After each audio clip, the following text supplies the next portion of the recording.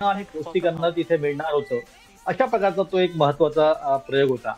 सूक्ष्म गुरुत्वाकर्षणामध्ये आपण तिथे राहू शकतो, किती काळ राहू शकतो, त्याचा परिणाम आपल्याला कसा होणार आहे, आपल्या मज्जासंस्था, मेंदूवरती, मनावरती काय-काय परिणाम होतो, त्याचा पण ऑब्झर्वेशन तिथे आपल्याला करायचं होतं. तर अशा प्रकारचे वेगवेगळे तर प्रयोग सुरेश आपण तिथे सर, करून पाहिले. निश्चितच अतिशय महत्त्वाची माहिती तुम्ही देतायत. त्याचबरोबर शुभांशु शुक्ला यांच्या आईचेही दृश्य आपण पाहतोय, अतिशय भावनिक त्या झालेल्या आहेत, त्यांच्या डोळ्यात आनंद अश्रू आहेत.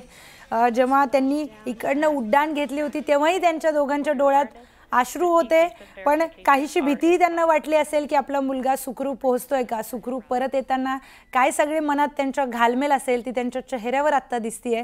अतिशय आनंदाचे अश्रू त्यांच्या डोळ्यात आहेत आणि संपूर्ण देशात भारतीय अंतराळवीर शुभांशु शुक्ला हे सुखरूप परतल्याचा एक आनंद सगळीकडे आहे. तर त्यांच्या आईवडिलांच्या चेहऱ्यावरचं जे हास्य आपण बघू शकतो, भावनिक देखील झालेले आहेत, पण गर्वाने त्यांची मान उंचावली आहे की आपला मुलगा भारताचा अंतराळवीर एक ग्रुप कॅप्टन शुभांशु शुक्ला आता सुखरूपपणे पृथ्वीवर आलेला आहे. आणि ही सगळी मोहीम यशस्वीपणे पार पाडल्यानंतर इस्रोनेही काही प्रयोग करायला सांगितले होते, ते सुद्धा यशस्वीपणे पार पाडल्यानंतर ते पृथ्वीवर आले आहेत. आणि या